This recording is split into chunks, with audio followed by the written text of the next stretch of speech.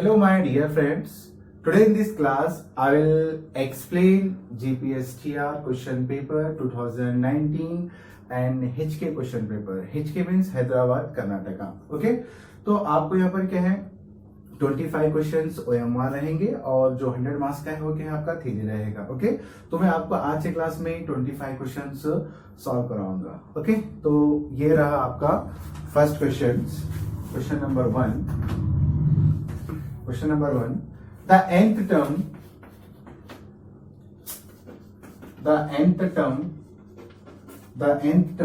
of an arithmetic progression when its sum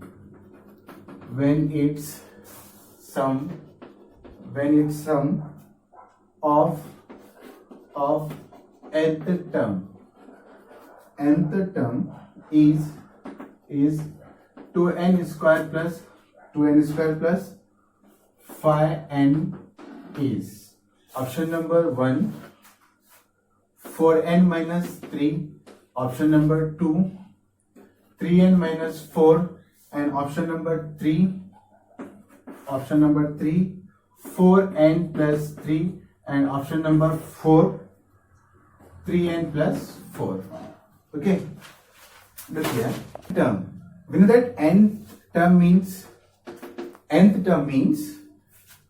Tn equals to question mark. आपको nth term मालूम करना है, इसको हम a n b बोल सकते हैं. Okay then next when it sum of nth term means Sn. Okay Sn आपको क्या है फाइंड आउट.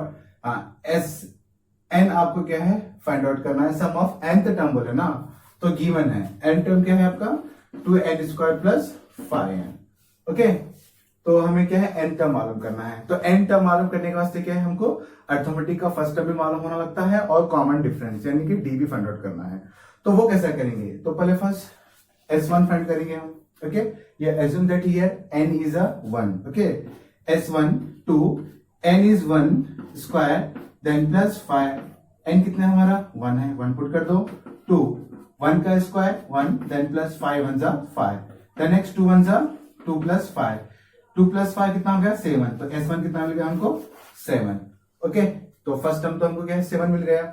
सेकेंड टर्म हम करेंगे हम S2 means here 2 then put the value of n. n कितना लिए हम 2 ले लेना. 2 का square then plus 5 n is 2.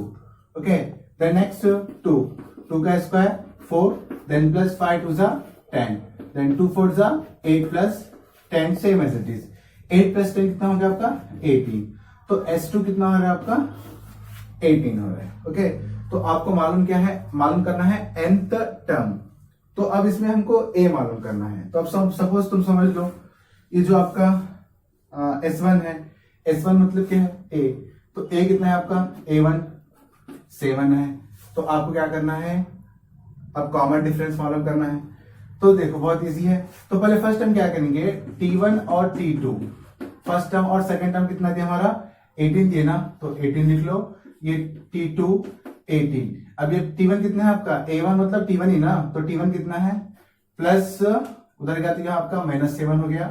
तो ये कितना मिल गया आपको 18 माइनस 7. हाँ तो कितना बचता जी 11. तो T2 इक्वल टू कितना हो गया हमारा 11 हो गया. ओके तो T1 प्लस T2 करें हम. तो फर्स्ट टर्म और सेकंड टर्म कितना हमारा 18 है. तो सेकंड टर्म हमको मालूम करना है ये 18 हो गया. ये T1 है उधर गया तो क्या माइनस T1 हो जाएगा. तो A1 और T1 क्या है दोनों इक्वल है. तो 7 रख गया. 18 में 7 गया तो कितना हो आपका 11 हो गया. ओके तो अब हमको क्या है सेकंड टर्म यानी कि T2. तो T2 कितना है हमारा 11 है. तो इसको हम A प्लस D लिख सकते हैं ना. लिख सकते हैं. तो 11. ओके तो हमें को क्या है यहाँ पर D मिल जाता. D equals to 11. अब A कितना है आपके पास 7 है. तो ये क्या हो गया -7. तो आपको D कितना मिल गया 11 में से 7 निकाल दो कितना मिल गया 11 माइनस 7 गॉन कितना हो गया हमारा 4 हो गया. ओके तो अब हम क्या n टर्म मालूम करना है. तो n टर्म का फॉर्मूला क्या आपको मालूम है ना a plus bracket n minus 1 d. अब a कितना है हमारे पास 7 है प्लस n तो हमें n तो क्या है n तो हमें पता नहीं n माइनस 1 और d कितना है आपका d है आपका 4. Okay.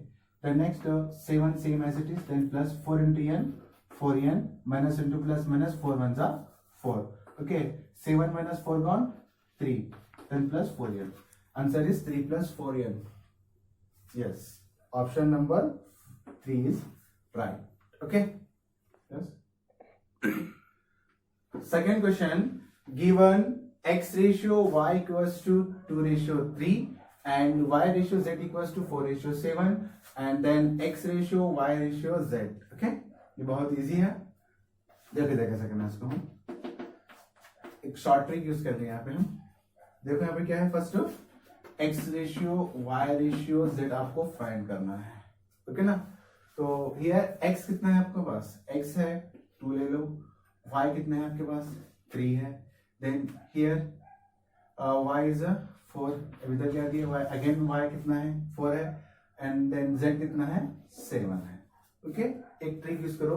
अब यहाँ पर जो x है 2 ले लिए हम. यहाँ पर 2 3 है. अगेन y है ना. तो इसलिए क्या है हम इसके नीचे रख लिए. ओके 4. और जो z है वो कितना है आपके पास 7 है.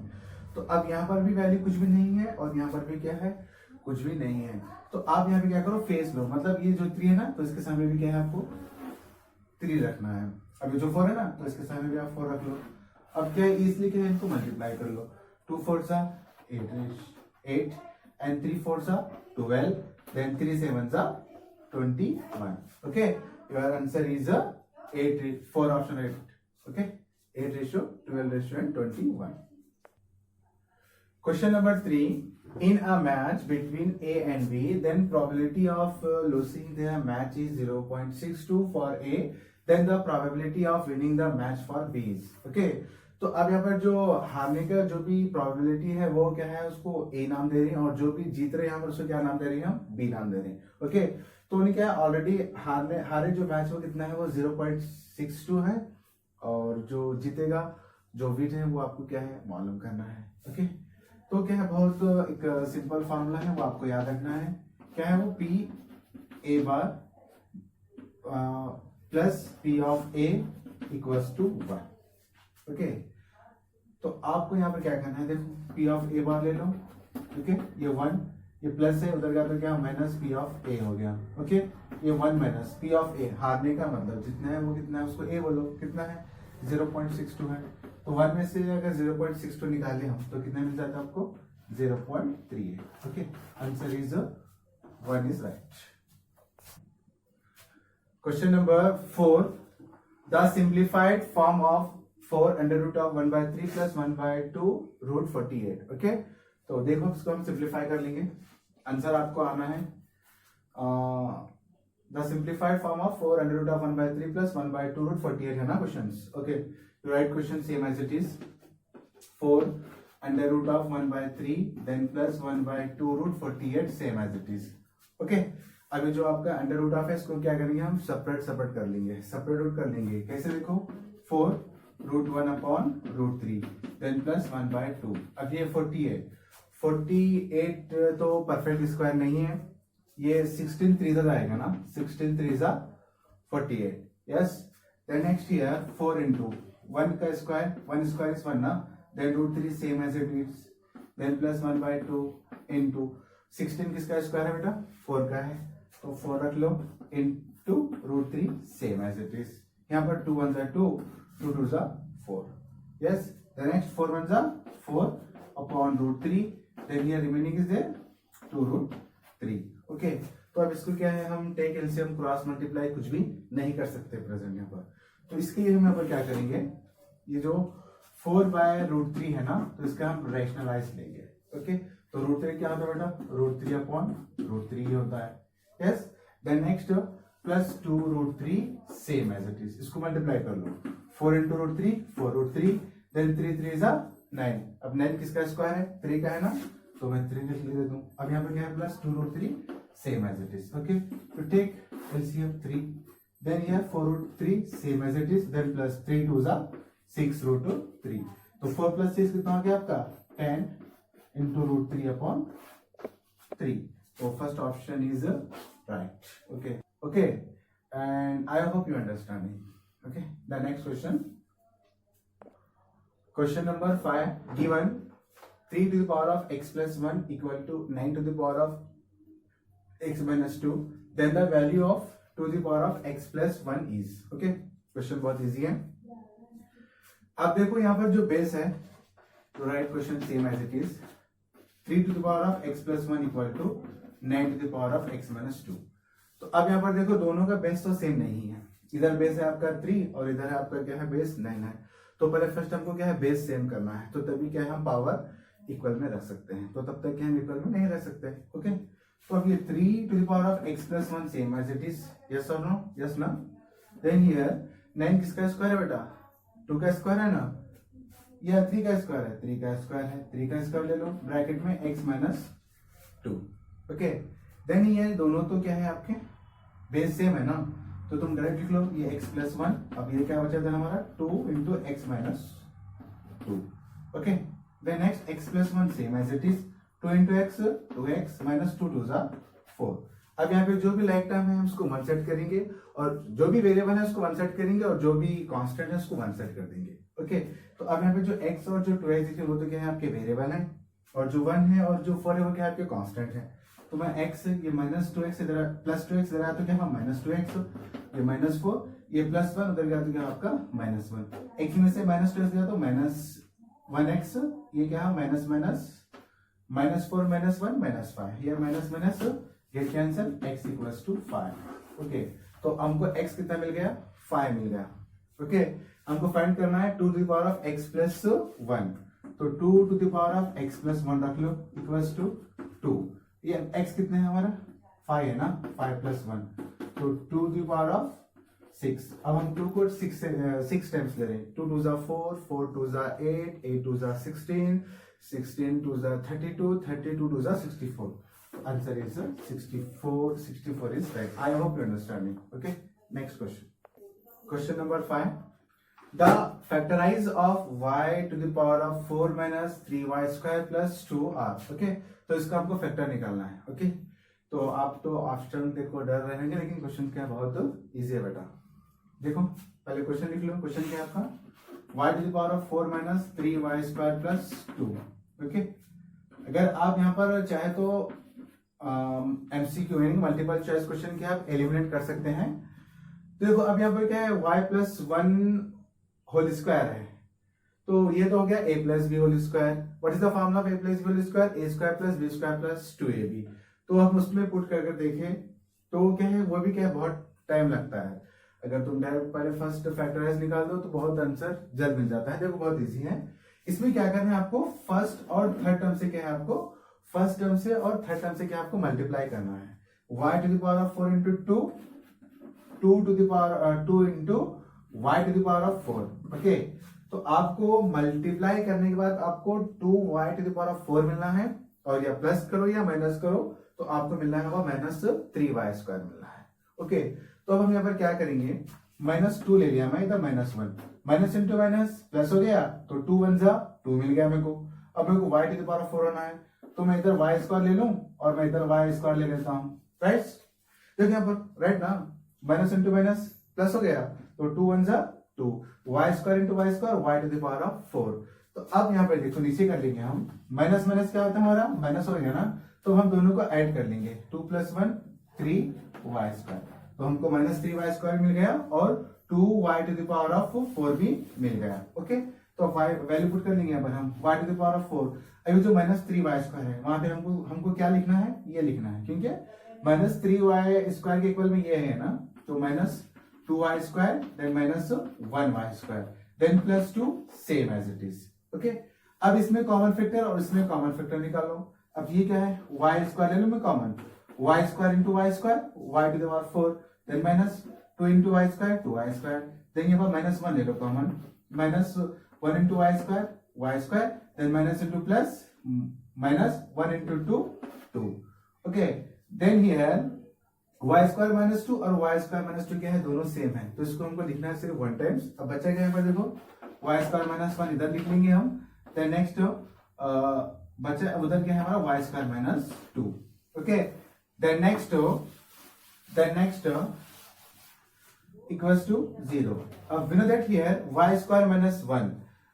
You assume that here here 1 square, 1 square is 1 ना, तो क्या y स्क्वायर माइनस 1 को हम लिख लेंगे a plus b into a minus b, लिख सकते ना, a square minus b square, what is the formula of a square minus b square, a plus b into a minus b, तो वहां पर हमारा वो फैक्टर मिल गया ना, तो मैं इस प्लेस पे बना सकता हूँ ना y square minus 1 into then y square minus 2, अब मैं इस प्लेस पे वो रख सकता हूँ, क्या है मेरा y plus 1 into y minus 1, then next y square minus 2, अगर मैं इसको सेम ऐसा ही एज्यूम कर लिया मैं y स्क्वायर माइनस 2, तो अब मैं 2 का स्क्वायर लिया तो 4 हो जाएगा इधर, तो मेरे को यहाँ पर सिर्फ 2 ही होना है ना, तो मैं इसलिए यहाँ पर क्या है मैं √2 रख सकता हूँ ना, √2 स्क्वायर रख सकता हूँ, क्योंकि स्क्वायर और रूट चलेगा तो वहां पे 2 ही मिल जाएगा ना, तो ठीक है हम रख सकते हैं, तो a square minus b square, तो इसका फॉर्मूला क्या होता है बेटा a plus b into a minus b, okay, तो इस प्लस भी रख लो y plus √2 into y minus √2, check करो ये ऑप्शन में क्या, देखो y प्लस 1 इधर है, y माइनस 1 भी है, y प्लस √2 y माइनस √2, तो option number 4 is right. I hope you understanding ना, okay next question, question number 7, the side of a triangle are in the ratio 3:2:5 and its perimeter is 30 centimeter, the length of the longest side, तो इसका जो भी longest side है वो length मालूम करना है इसके, और यहाँ पे जो दिए 3:2:5 एक ये ट्राइंगल के साइड्स हैं, और जो इसका पेरीमीटर है वो कितना दिए 30 सेंटीमीटर दिए, ओके, तो इसको हम लिख लेंगे देखो कैसे, अब मैं इसको लिख सकता हूँ ना 3x plus 2x plus 5x, लिख सकते हैं ना, लिख सकते हैं, किसके इक्वल है ये 30 सेंटीमीटर के, okay, 3 plus 5 8, 8 plus 2 10x equals to 30, मैं x कॉमन लेंगे, मतलब x 30, ये क्या होता है अपॉन 10, 10 1 जा 10 3 जा, तो x टू टाइम क्या मेरे को 3 मिल गया, ओके, तो मेरे को मालूम करना है इसमें इसका जो भी लॉन्गेस्ट साइड है, तो देखो अभी 3 है 2 है 5 है, इसमें हाईएस्ट कौन सा है 5 है ना, तो 5x रख लो, 5 का 5, x कितना है आपका 3, तो 5 3 जा 15 centimetre, option number 3 is right, okay next question, okay next question, the ratio of height of a pole and its shadow is 1:√3, the angle of elevations of the sun at a point on the ground is, तो अब यहाँ पे जो दिए जो भी आपका पोल का जो हाइट है वो है 1, और जो पोल का जो भी शैडो है यानी कि जो परछाई है वो कितना है √3 है, ओके, तो अब यहाँ पे क्या है the angle of elevations of the sun, तो अब देखो इसको मैं एक ट्रायंगल से सोल्यूशन कर देंगे इसको हम, ओके, तो अब इसको हम थीटा लिख लेंगे, ये हो गया आपका a एंड b और ये c, अगर मैं इसको राइट एंगल ट्रायंगल, ओके, ये कितना है आपका 90 डिग्री का है, ओके, तो अगर मैं इसमें tan क्या होता है बेटा, tan थीटा क्या है आपका अपोजिट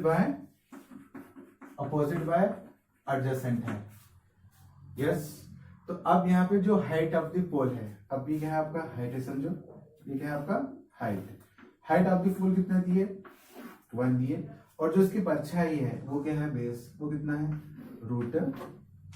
√3 है, ओके, तो मैं इसको अब tan थीटा इक्वल्स टू, अब ये हो गया आपका अपोजिट साइड, ये हो गया आपका एडजेसेंट साइड, ये हो गया आपका हाइपोटेन्यूज, यस, तो मुझे सिर्फ अपोजिट और एडजेसेंट हो तो क्या 10 मिल जाएगा ना, तो अपोजिट कितना है आपका 1 और एडजेसेंट कितना है आपका √3, तो 1/√3, तो tan थीटा, और 1/√3 किसका है, tan 60 है tan 30 है, tan 30, yes, tan 30 degree, tan गया, थीटा का कितना मिल गया आपका 30 डिग्री, तो आपको क्या मालूम करना है, sun at a point on the ground is 30 degree, okay, option number 1 is right, okay, तो आज की क्लास में हम 8 क्वेश्चंस डिस्कस कर चुके हैं, इंशाल्लाह मैं आपको नेक्स्ट बाकी जो भी क्वेश्चंस है वो नेक्स्ट क्लास में कर दूंगा, ओके, ऑल द बेस्ट, अच्छे से स्टडी करो, जीपीएसटीआर एग्जाम होने के चांसेस हैं,